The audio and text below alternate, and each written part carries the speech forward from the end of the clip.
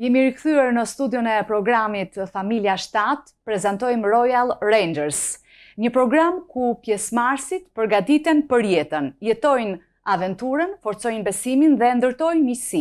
Në fakt është një program edukues ndërkombëtar për fëmijët dhe të rinjt nga mosha 6 deri në 17 vjeç, i njohur në më shumë se 100 vende të botës, Royal Rangers. Ka prekur jetët e 250.000 pjesëmarrësve. Në Shqipëri, në fakt, ky program drejtohet nga Nehemia Gateway Albania, që nga viti 2007, përveç grupit në Pogradec, janë themeluar dhe 2 grupe të tjera në Durrës edhe në Laç. Po prezantoj të ftuarit e mi, Anila Sinani, drejtuese kombëtare Royal Rangers Shqipëri, Ymer dhe Esterina Duka, drejtues të skuadrës kombëtare. Se na erdhët në studio. Mirë se të gjetëm edhe faleminderit që na dha të mundësinë për të prezantuar programin Royal Rangers. Kënaqësi të jemi sërish këtu. Mirë se u gjetëm, është kënaqësi për ne. Njëherë dukeni kaq bukur me uniforma që keni veshur, megjithatë unë do të ndalem pak edhe tek temat që secila prej tyre përmban. Së pari unë po i drejtohem drejtuesës kombëtare të Royal Rangers, Anila. Anila, çfarë do thotë Royal Rangers? Cili është misioni dhe qëllimi? Royal Rangers unë do ta ndaj si fjalë, e marr nga Rangers, që do të thotë mbrojtësi i natyrës, kurse Royal tregon për katësinë tonë ka shi Jezus Krishti, i cili është mbreti i mbretërve. E përmbledhur si skuadra e mbretit të mbretërve. Si program ka lindur në 1962 në Shtetet e Bashkuara të Amerikës nga Johnny Barnes. Ai ishte një pastor edhe vuri re që në kishën e tij të rinj fëmijë gjithmonë po largoheshin dhe kishin një mungesë leadershipi. I frymëzuar pak dhe nga skautistët, ai vendosi që të formonte një program siç është Royal Rangers sot. Dhe programi, ideja ishte që të ishte një program që fëmijët dhe të rinjt edukoheshin sipas vlerave biblike, që në moshë të re ne e dimë shumë mirë se si është edukosh brezin e ri. Duke edukuar brezin e ri, ti ndërton të nesërmen, ndërton familjen e së nesërmes, shoqërinë e së nesërmes, kishën e së nesërmes, prandaj rëndësia ishte shumë e madhe që të punoje me brezin e ri, fëmijët dhe të rinjt. Njëkohësisht programi ndikon duke na formuar një lider me integritet për të ardhmen. Lider jo vetëm për kishën, po lider dhe për familjen dhe për komunitetin e tyre. Programi është një program që të forcon ti karakterin, domethënë që fëmijët nëpërmjet programit formojnë një karakter të krishterë dhe është një program me kaq shumë sfida dhe aventura. Le të themi që të rinë në ditët e sotme, ata kërkojnë të argëtohen, të kënaqen, kërkojnë që të sfidohen dhe ky programi Royal Rangers e shpreh më së miri një gjë të tillë. Brenda një kuadri, domethënë një mjedisi të shëndetshëm, mjedisi të krishterë. Mirë, përpara se të fillojmë edhe me ca detaje të tjera të këtij projekti, të këtij programi, më tregoni një personalisht si ka qenë kjo eksperiencë për ty si drejtuese të punosh për këtë projekt. Faktikisht, përpara se të isha pjesë e programit, kam qenë në një konferencë në Gjermani dhe gjithë ata që na shërbenin aty kanë qenë të gjithë të veshura me uniformë bukur, ndoshta jo me këtë shamin, sepse kjo ka të bëjë lidhje edhe me kombin nga jemi, ne kemi kuqezi se jemi shqiptar.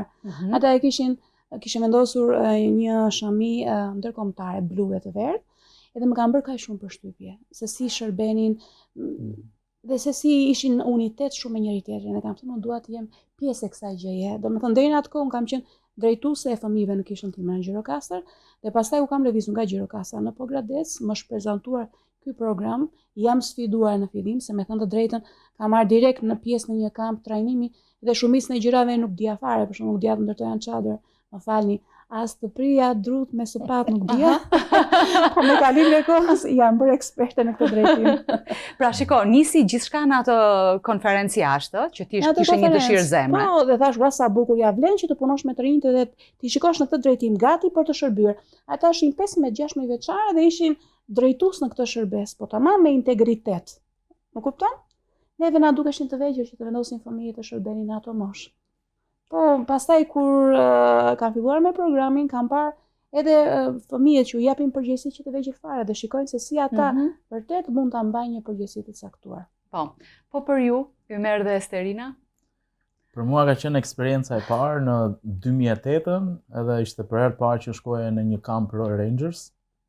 Aty kam shkuar për të bërë trajnimin si drejtues, moshën 18 vjeç dhe ishte diçka, domethënë që më përshtas dhe mua nga ana praktike, edhe më pëlqen kjo gjë, domethënë natyra, ose çadrat jashtë në natyrë, ndezja e zjarrit jashtë, duke ndetur me njëri tjetrin, por mbi të gjitha duke patur këtë miqësi me njëri tjetrin dhe duke folur për Krishtin, për treguar dashurinë e Zotit së bashku. Domethënë dhe kjo ishte një eksperiencë që unë doja ta vazhdoja më tej. Po, pra aty tek trajnimi, aty u ndez dhe dëshira jote për qenë pjesë për të drejtuar një skuadër të tillë. Po. Dhe Esterina? Kurse për mua, nga që unë i vlerësoj shumë marrëdhëniet me njerëzit, edhe Royal Rangers realisht ta ofron këtë mundësi, sepse e fuqizon jashtëmase shumë shoqërinë ose punën në skuadër, edhe unë kisha shumë pasion këtë gjë që të ndërlidhesha me njerëzit, me fëmijët, me adoleshentët, edhe kjo më ka futur shumë thellë në këtë gjë dhe ja kam arritur. Po, dhe ju bashkë si çift e njëjta dëshirë apo jo? Nuk ndajeni në projekte. Lavdi Zotit. Anila, çfarë ndikimi ka tek pjesëmarrësit ky program? Atëherë Zoti na ka krijuar me një trup, me një fizik, me një mendje, me një frymë, edhe gjithashtu na ka krijuar që të jemi social me të tjerë. Që në fillim fare të Biblës ne lexojmë nuk është mirë që njeriu të jetë vetëm. Tani shumica njerëzve marrin këtë në aspektin bashkëshortor, megjithatë kjo ka të bëjë të gjithë njerëzit, askush nuk është krijuar që të jetë vetëm. Dhe programi Royal Rangers mundohet të ndikoj fëmijët ka të këto fusha të rritjes, pra fizik, mendje, frymë, edhe gjithashtu nga ana sociale. Këtë mund ta tregoj pak a shumë edhe emblema që ne kemi në uniformën tonë. Po. Kjo tregon pak a shumë se ku përfshihet puna jonë. Për shembull, ne rritemi në fizik, do me thënë edhe mundohemi të sfidojmë pjesëmarrësit nga ana fizike, nëpërmjet udhëtimeve, nëpërmjet ekskursioneve në natyrë, trajnimeve në natyrë, se kemi ca trajnime specifike që do flasim më vonë. Për shembull, kemi bërë aktivitete vetëm me biçikleta rreth rrotullit liçenit të Ohrit për shembull, ose kampet me çadra. Gjitha këto të sfidojnë fizikisht. Pastaj nga ana mendore ne tek fëmijët gjithmonë ne mundohemi që të mësojmë atyre gjëra të reja, gjëra që mund duhen për jetën e përditshme. Si për shembull si të japim ndihmën e parë. Që nga fëmijët e vegjël, për shembull nëse me fëmijët e vegjël ne mësojmë si të vendosin një leukoplast, me të rinj gjëra pak më specifike, si të përdorin veglat e punës, duke filluar që nga thika, sopata, ato që përdorim ne në kampe kur çajm ndruse duhet bëjmë patjetër zjarr, si të ndërtojmë një zjarr në vend të sigurt që kur e ndërtojmë në natyrë mos na dalë jashtë kontrollit, të njohim natyrën, cilat janë bimët që përdoren ose drut që përdoren për zjarrit, cilat janë ato që konsumojnë në natyrë, cilat janë bimër mjekësore, cilat janë ato helmuese. Gjitha këto, domethënë, janë të rëndësishme. Plus pasaj edhe gjëra të tjera, qoftë edhe si të rregullojmë biçikletën. Kemi bërë një trajnim vetëm për biçikletën. Shumë interesante. Ju keni një program që e zbatoni, për shembull, për gjatë gjithë vitit apo jo? Po, kemi një program. Gjithashtu flasim edhe nga ana frymërore. Ne në qendër të mësimeve tona është gjithmonë Krishti. Gjitha mësimet tonë ne i bazojmë pikërisht te Bibla. Pra në mësimin e të vërtetave biblike. Në mësimin e të vërtetave biblike, Ymeri do flasi më në detaj në lidhje me këtë gjë. Për shembull, ne mësojmë 4 të vërteta themelore të Biblës, që është për shembull shpëtimi, Jezusi shpëton, Jezusi shëron, Jezusi na ka dhënë frymën e shenjtë dhe Jezusi do të kthehet sërish. Dhe pastaj edhe nga ana sociale, në grupet tona, takimet tona, ne i ndajmë fëmijët në skuadra. Që në moshë të vogël madje, ata marrin dhe përgjegjësi të caktuara, për shembull si të jenë drejtuesi i grupit, apo ndihmësi, me qëllim që ata mësojnë me përgjegjësi që në moshë të vogël, që mos duket drejtuesi sa punë e vështirë që është, jo nuk dua ta bëj. Domethënë ata mësojnë pak nga pak duke u dhënë përgjegjësi. Po, shumë interesante. Më tregoni pak tani për uniformat që keni veshur. Sa herë që jeni me të rinjt, me fëmijët, ju i mbani uniformat. Kjo është pjesë e identitetit tonë, edhe uniforma tregon që ne jemi gjithë barabartë përpara Perëndisë. Prandaj kemi njësoj, një ngjyrë. Dhe kjo uniformë është faktikisht në gjithë botën, është ndërkombëtare. Ndërkombëtare. Çfarë na bën të veçantë me kombet e tjera është kjo ngjyra, secili i ka ngjyrat sipas flamurit, kombit të tij. Dhe ne i kemi kuqezi. Kuqezi, po shoh që edhe skemat i keni të ndryshme. Tani i ndryshoni sa herë që keni një projekt. Tani skemat tregojnë, stampat, stampat tregojnë së pari ku janë rritjen tënde me trajnimet. Po. Edhe së dyti cili ka qenë kampi i fundit që ke marrë pjesë. Po, dhe janë lëvizëse, ngjiten këto dhe jo, këto qepen, secili duhet i qepi vetë në uniformën e tij. Pas keni edhe punë për t'i qepur këto. Po. Për shembull, tek ana domethënë e djathta ime, tregojnë çfarë trajnimi kemi bërë.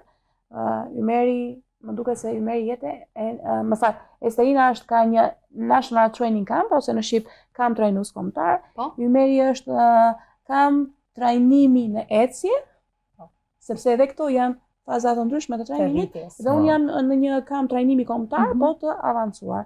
Kurse këto janë kampet e fundit, sepse në çdo kamp që ne bëjmë, brenda dhe jashtë gjithmonë marrim një stamp edhe qepim pastaj në uniformën tonë. Dhe kjo ndrohet më shpesh. Po. Sepse kampet me fëmijë kemi më të shpeshta. Më tregoni pak më të zgjeruar ku konsiston mësimi të vërtetave biblike. Ashtu si e preku dhe Anila që studimet e Biblës, domethënë, fokusohen te 4 vërteta themelore të kishës, të cilët ajo i përmendi tek emblema, jo pa qëllim janë këto hyjet edhe kanë një lloj kuptimi për ne. Anila përmendi 4 cepat e artë, ndërsa unë do përmendja 4 cepat e kuq, që janë 4 vërteta themelore të kishës, që Jezusi ka sjell shpëtimin, shërimin, frymën e shenjtë dhe ne si kishë presim ardhjen e Krishtit. Dhe këta i mundohemi t'i tregojmë fëmijëve, domethënë dhe bazohemi në këto të vërteta themelore të kishës. Njëkohësisht ne i mësojmë fëmijët për karakterin, se si ata duhet të jenë në Krishtin. Dhe në fakt shumë mirë flet edhe emblema që është me cepat blu, dhe janë 8 rregulla të Royal Rangers, që tregon që një Royal Rangers duhet të jetë vigjilent, i pastër, i ndershëm, trim, besnik, i sjellshëm, i bindur dhe frymëror. Vigjilent do thot vigjilent shpirtërisht, fizikisht edhe mendrisht. I pastër fizikisht, në mendime edhe në të folur.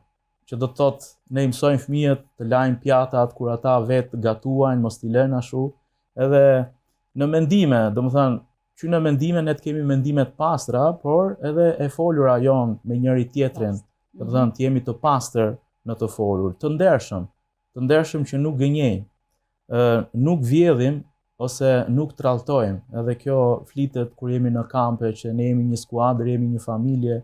Edhe karakteri tjetër është që jemi trim, që ndrojmë trima. Domethënë trim nuk do të thotë që ti je cubi, je më i forti apo i dominon mbi të tjerët, por trim, unë i shpjegoj shumë herë djemve, i them trim është ai që e pranon gabimin dhe thotë po unë e kam bërë. Ky është një trim që del përpara dhe nuk ka frikë. Edhe është në kritika ose në rreziqe, ne kemi shumë aktivitete në Royal Rangers, edhe i inkurajojmë fëmijët që qoftë me alpinizëm, në ecje apo ngjitje militare, ata të mos kenë frikë, mos dorëzohen, sepse edhe siguria është e plotë, ne sigurojmë mirë që fëmijët janë të sigurt kur kanë një aktivitet, por që ata të largojnë frikën.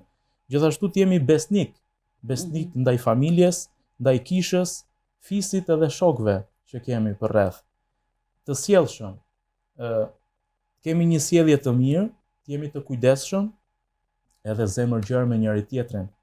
Të bindur përpara Zotit, ndaj Zotit, para prindreve dhe drejtuesve.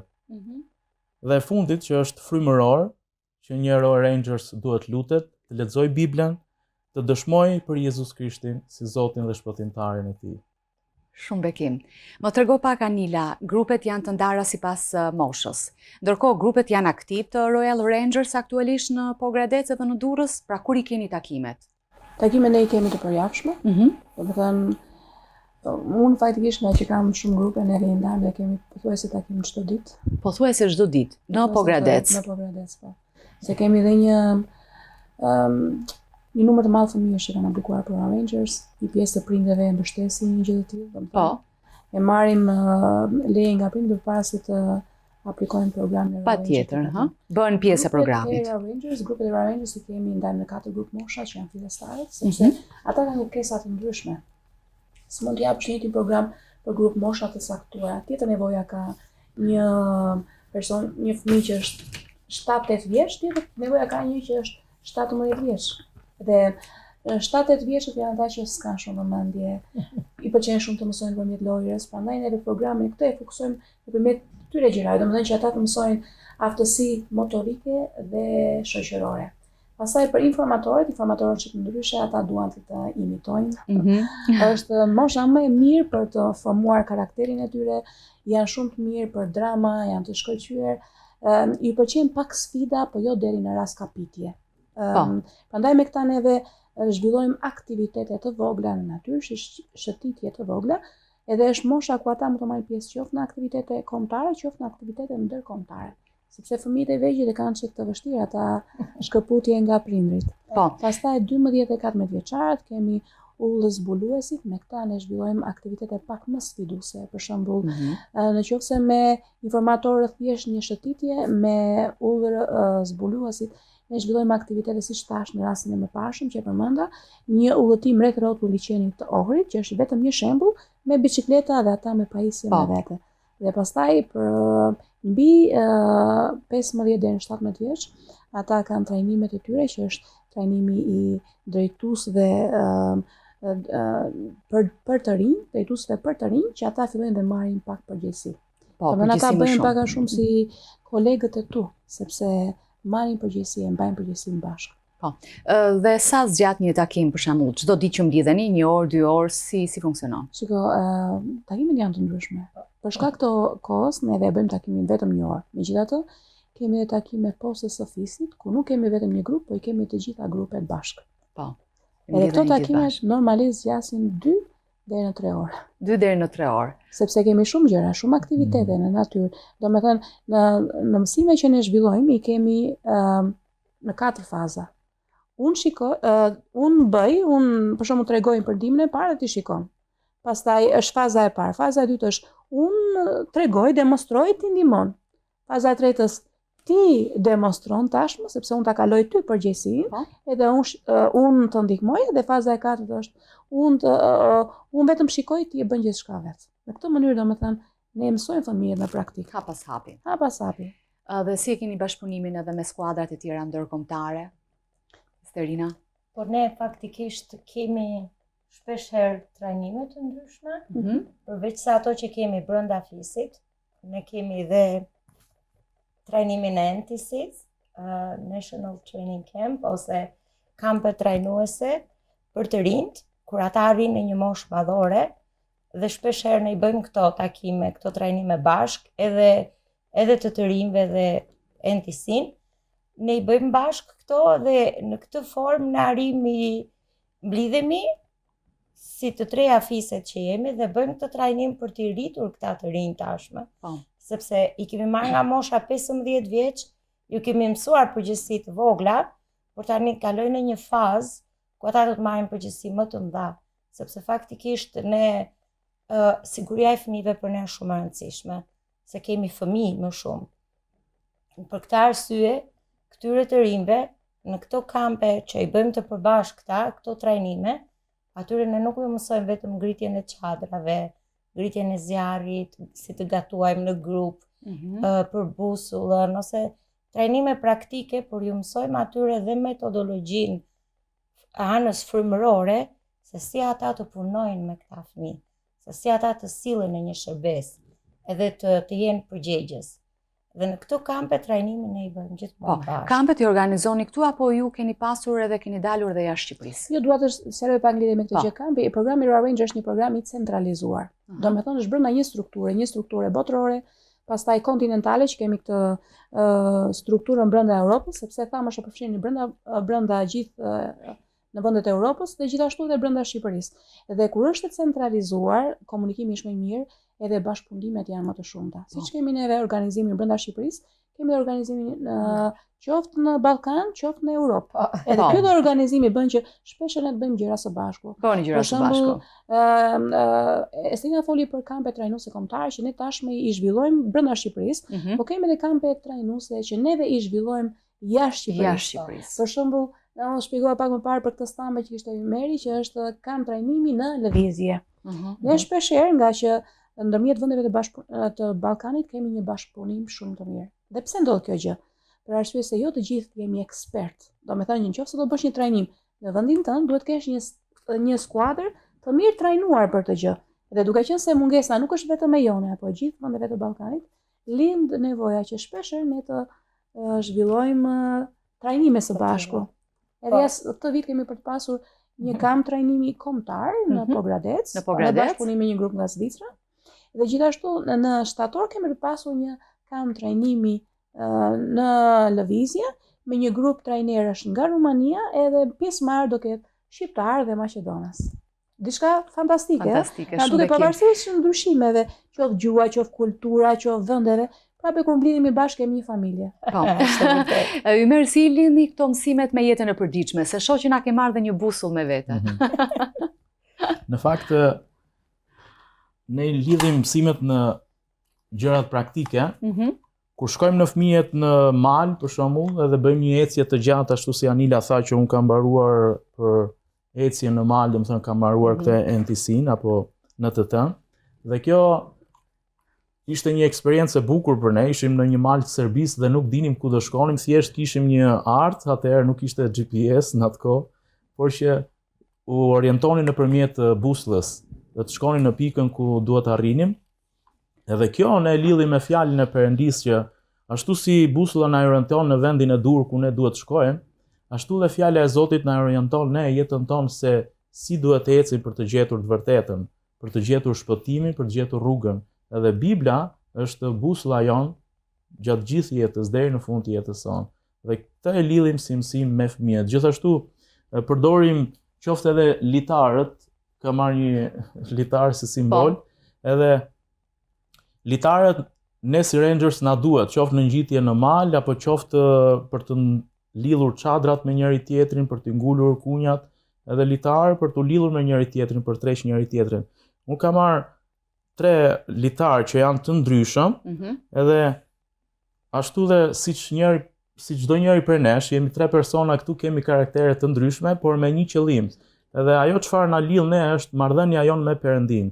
Kur ne kemi këtë lidhje me Perëndin, gjithë secili për nesh, domethënë tregon ashtu siç përmenda pak më parë që ne lutemi, lexojmë Biblën, kemi këtë marrëdhënie të ngushtë me Perëndin, gjithë secili për nesh kalon një kohë marrëdhënie me Perëndin, edhe kur ne kemi këtë kohë me njëri tjetrin, është shumë e lehtë pastaj për të pranuar karakterin e njëri tjetrit, sepse nga natyra jon ne si njerëz jemi mëkatarë, por është Krishti ai që na forcon.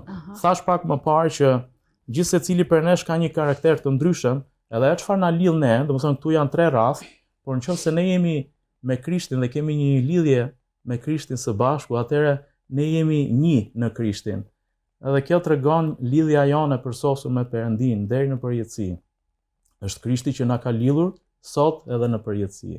Edhe është një rreth që askush nuk mund të hyjë përveç se nëse ne e lejojmë. Edhe këto janë mësime praktike që ne bëjmë me fëmijët. Qoftë edhe kjo kunja është tek Isaia 54 vargu 2 dhe 3, që thotë zgjeroni tendën tuaj. Unë e kam marrë si fjalë nga Zoti që ta zgjerojmë mbretërinë e Zotit, qoftë me fëmijët, me trinjt, me adoleshentët, por edhe me të rriturit, sepse Royal Rangers nuk është për vetëm për një kategori njerëzish apo fëmijësh, por edhe për të rritur. Unë shikoj burra, plaka, pleq, domethënë që janë shumë entuziastë, marrin atë çantën në krah dhe vinë për kampet në Royal Rangers, janë shumë praktike. Interesante, po unë do doja në fakt të dija nga ju histori suksese. Sa ndryshon jeta atyre fëmijëve që bën pjesë e këtij programi? A ka diçka nga eksperienca juaj për të na treguar? Mund të ndaja unë, po. Fakt kemi një djalë, jo vetëm një, por 4 drejtues që ne kemi ndihmës që vinë ndihmojnë me Royal Rangers, edhe kemi çdo vit ata vinë vullnetar tek ne për të ndihmuar, dhe ata kanë qenë qy fëmijë në këtë kohë në Royal Rangers dhe kanë parë eksperiencën e tyre se si bashkëpunojmë së bashku, kanë qenë jashtë, kanë pasur këtë përvojë, mundësinë për dalur jashtë, edhe kur kanë përjetuar këtë gjë, ata kanë vendosur që të jenë ndihmë me ne, edhe janë akoma asaj dite pjesë e kësaj të kampi ose pjesë e kësaj të organizimi që ne kemi. Dhe jam mirënjohës edhe jam falendërues, gjej edhe mundësinë për t'i falendëruar, qoftë Klevisin, Kristosin, Kristin edhe Joelin që na ndihmojnë. Që janë pjesë e stafit tonë. I përshëndes edhe unë dhe ju uroj suksese. Ndërkohë, sa ka ndryshuar jeta e të rinjve të tjera? A shikoni ndryshim? Qoftë në sjellje, qoftë në mënyrën se si e perceptojnë jetën? Po ka shumë ndryshim, sepse i shikojmë ata që i marrin këto përgjegjësi. Na ka ndodhur që kemi pasur shumë të rinj ose fëmijë mistreca, si themi ne këta çapkënët e lezetshmit, edhe i kemi parë që gjatë këtyre fazave të rritjes, nëse ju jep një përgjegjësi, ata e marrin seriozisht dhe i ndryshon dhe jeta krejt papritur, ata kuptojnë, dhe unë po bëj diçka, ose që kam mjaft të bëj këtë gjë, ose zbuloj një talent të tyrin që nuk e kishim parë, dhe i shikojmë që ata ndryshojnë, dhe kjo gjë na ka mrekulluar shumë. Do thoshe që pema njën nga frutet. Dhe ato gjërat e vogla ti mund ta dallosh, ka ndryshuar diçka. Kur shikon fëmijë që bin nga familje që nuk besojnë, e thot dëgjon shokun që ka një problem, thotë unë do lutem për ty. Edhe lutet aty në grupo, pastaj e merr më një dhe lutet në prape, them beson tek Perëndia, beson te fuqia e lutjes, jo vetëm kaq, por vërtet shikon mirë dashin ka shi tjetrit. Më kuptoni ato gjëra se ndonjëherë çështja e besimit është pak i pamatshëm. Është pak e vështirë që të mund ta masësh zemrën e tjetrit. Kemi parë pastaj dhe bashkëpunime nëpër skuadra, një bashkëpunim vërtet shumë të mirë me fëmijët, edhe një lloj fryme bashkëpunimi dhe falje ndërmjet njëri tjetrit. Unë do thosha, për shembull, në kampe që kemi pasur në jashtë shtetit, më ka bërë përshtypje një herë ku kemi qenë në Serbi, ka qenë edhe Meri, edhe kemi qenë pjesëmarrësi, kemi qenë nga Serbia, nga Maqedonia, nga Bosnia-Hercegovina, Shqipëria, nga Rumania, Bullgaria dhe nga Slovenia. Dhe ke parasysh edhe nga vende që kemi një historik jo shumë të këndshëm. Edhe kur mblidhesh bashkë dhe shikon që në një skuadër janë 8 veta, të 8 janë nga skuadra të ndryshme.